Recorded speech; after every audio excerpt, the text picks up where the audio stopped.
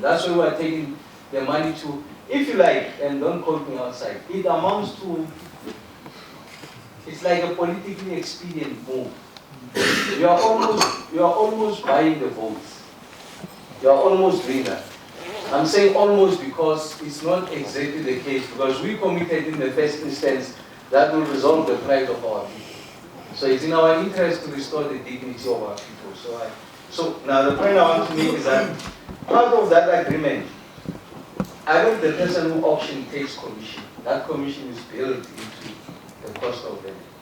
And then we have agreed that we're taking about 10% of that commission. We will ring fence that 10%. And in fact, I said to the team, we'll match whatever we ring fence rent for rent. So if the 10% of the commission, for an example, is about 4 million, we'll add another 4 million. And then we'll create a fund where we'll invite innovative business ideas. And then the top 3 or the top 5, depending on what the size of the test is, will then get funding up to 2 million rand. I don't think it is useful to give 100,000 here, 50,000 there, 70,000. It's not taking you very far. You just take 2 million and give to this business enterprise. I'm sure if you were to give Zanel 2 million rands tomorrow, she can do a lot of things.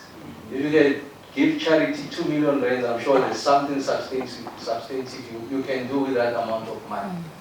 But they must commit that as and when they become successful, they'll also commit about 10% of their profits to this fund, so that we're able to create more of you.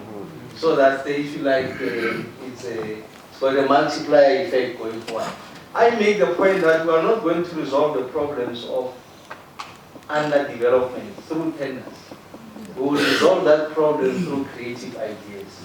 And that's why we must defend the right of people to generate ideas and for the states to engage with them on commercial terms so that they can realize the dividend of their IP. I mean, it amounts to stealing. Someone has got an idea, and then, I mean, like, you gave me this in confidence. You see it on tender tomorrow. I mean, that's extremely unfair. It's your IP, if you like, you've generated it. I'm sure she has hers, he has hers. We want to do exactly that. But let me take the opportunity to thank comrades. I'm sure the next time when you invite us, we'll come. And maybe we can narrow the discussion to something very specific. I mean, we talk about economic transformation. It could mean a whole range of issues. We can talk about agro-processing. We speak about that. We can talk about IT, development of applications. You know, one of the opportunities that exist in the city. We've got the China bus service. We've got REA. We can bring on board the Gauteng buses.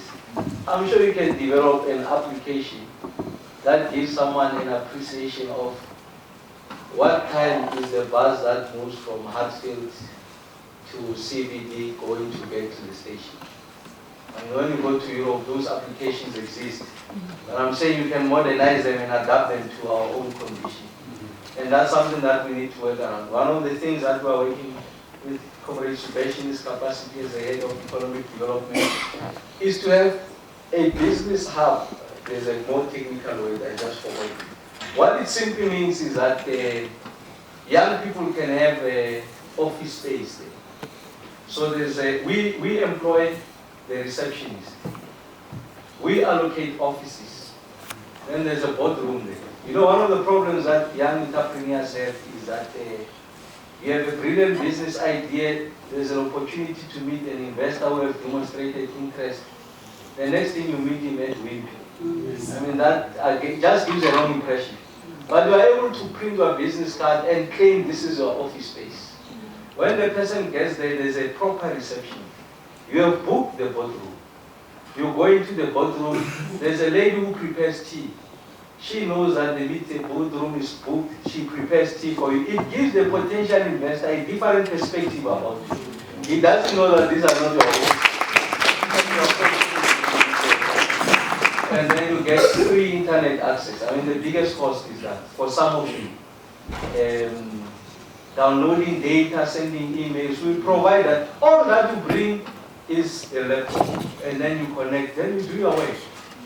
And that's it. And then it gives a reflection of a business that's thriving. Once you succeed, you must give other space because you can afford the rent somewhere. Then someone else comes in. Those are some things that we want to do. One of the things that I said the team must look at, I mean, I stay, what is that? Yeah, you will say, when we go to Pick and Pay, that small complex, there's people who are lying in the streets. I'm a plumber, I'm an electrician, and you need their services. The only problem you have, you are not sure of the identities of these people. I give them access to my house. Are these real people? Are they not looking at other things? So create some center in that shopping center. That is paid for by the municipality. You invite all of these people to say, come register. I'm Kgosientso, I'm an electrician. With that, yes, they might not have the experience, but there's some experiential learning that they have. We confirm that we know his address, we have his ID. Once we have registered those, anyone from that area, if you are an electrician, you simply go to that office and say, I want this person. We know the ID. If something happens, we know, no, Ramko, but this is his ID, this is what we're going to track him. You must explain what happened in the house. So you're removing people from the street, but you are creating some guaranteed income in inverted commas. And there's some degree of safety from people who need their services. I'm just imagining just picking someone on the street to say, come and fix my light. You don't know if I know who to is or something. And I'm saying this respectfully. Or you need someone to do a service, but you don't want to commit for the whole month because you are not sure of your income. But for that day, you know I have the money. You need to use him or her for that money. And want to do this in these emerging suburbs like ours. I mean, one of the, as I conclude, I'm sorry, I said I'm concluding. You know the biggest problem we have in that area, I can see this with conflict. If you are to leave your house anytime between 6:30 and 7:30, it will take you anything between 15 to 45 minutes for you to join and for going to town. And then we know that in terms of the applications we have approved, there's about 14,000 new units that are coming there. And generally people who come there is one car per unit. So there's 14,000 cars, so there's 14 new 3 generations that will be created in that area. And the road is that narrow. So you need to provide a reliable public transport. So RA must get there. So that you have the comfort of leaving your car and going into an RA that you know it runs until midnight. And then it's very convenient. So those are the things that we must decide. And as people, and we know that the bulk of them will be young black professionals. You need to provide amenities. There's going to be a demand for primary school because of generally the age group that stays there. Our kids will be in primary, lower primary or higher primary. And then it gets to graduate to high school and the like. I mean, just for your information, I was talking to the head of Curo before the meeting we had today. And I was asking about, there's a Curo there next to us. And I'm told that the waiting period is already 4 years. I mean, where are you going to get this piece? I mean, even if you have the intention of reproducing, 4 years. When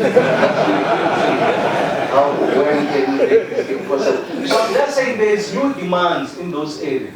So as housing gets to be rolled out by private sector, the state must make provision for amenities. I mean, if tomorrow we say we are going to arrange a soccer match, it's only that those grounds next to you will yes, I mean, they can't accommodate everyone. So you need to provide for that. So that's the point I needed to make, but we are really grateful. I mean, we have been here close to 6 hours and we didn't feel it. It's the exciting nature of the conversation. Amanda. How are you?